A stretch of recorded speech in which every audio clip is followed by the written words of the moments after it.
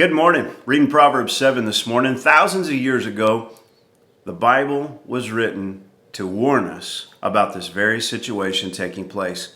Situation that takes place every day all over the world. And yet God in His Word has warned us about it. Starting in verse 6. For at the window of my house I looked through my casement and beheld among the simple ones. I discerned among the youths a young man void of understanding, passing through the street near her corner. And he went away to her house in the twilight, in the evening, in the black and dark of night. And behold, there met him a woman with the attire of an harlot and subtle of heart. She is loud and stubborn, her feet abide not in her house. Now is she without, now in the streets, and lieth in wait at every corner. So she caught him and kissed him, and with an impudent face said unto him, I have peace offerings with me. This day have I paid my vows. Therefore came I forth to meet thee, diligently to seek thy face, and I have found thee. I have decked my bed with coverings of tapestry, with carved works, with fine linen of Egypt. I have perfumed my bed with myrrh, aloes, and cinnamon. Come, let us take our fill of love until the morning. Let us solace ourselves with loves, for the goodman is not at home. He is gone a long journey, and hath taken a bag of money with him, and will come home at the day appointed. With her much fair speech she caused him to yield, and with the flattering of her lips she forced him. He goeth after her straightway as an ox goeth to the slaughter, or as a fool to the correction of the stocks, till a dart strike through his liver, and as a bird hasteth to the snare, and knoweth not that it is for his life. Hearken unto me now, therefore, O ye children, and attend to the words of my mouth. Let not thine heart decline to her ways, go not astray in her paths. For she hath cast down many wounded, yea, many strong men have been slain by her. Her house is the way to hell, going down to the chambers of death. Isn't that amazing? Thousands of years ago, God in His Word inspired the writer to warn us about the dangers of a person who has a design on adultery in their heart and another person who is young and naive stumbling into that trap. Listen to the way it describes the young man. It says that he was void of understanding, a simple one among the youths. And then listen to how it describes her. She's got a plan.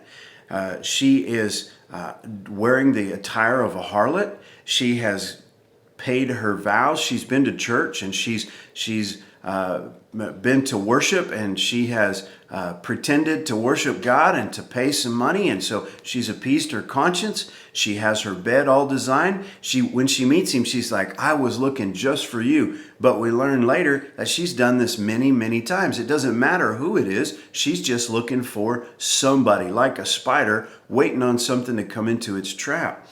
And she's impotent, she's stubborn, she's loud, she won't stay at home. Her husband's gone, and boom, she's out in the streets. She's looking for someone. And you see this playing out. And the way that it's written, it says, I look through the window and I see this taking place. You know, as you observe life around you and you hear this story over and over and over again in our lives. And it's heartbreaking to see it, because here it is laid out for us. For young men this morning, I want to encourage you, study the Proverbs especially, because they warn us of this.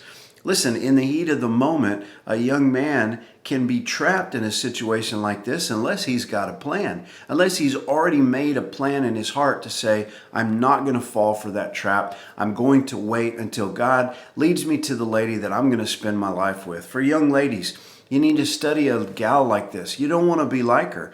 These are all the wrong kinds of traits and characteristics. This is the character of a woman who is not faithful to her husband. The last thing in the world that any young lady wants to be. I just want to encourage you this morning. God has got a design for marriage. It's His idea. He has a design for one man and one woman to make a commitment before God and to see Him braid a threefold strand together that's strong enough to last for a lifetime.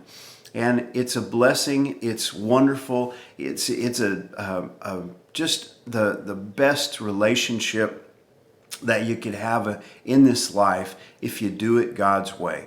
And there is a way to do it God's way. And Proverbs 7 says, this is not God's way. This is the trap that so many people fall into.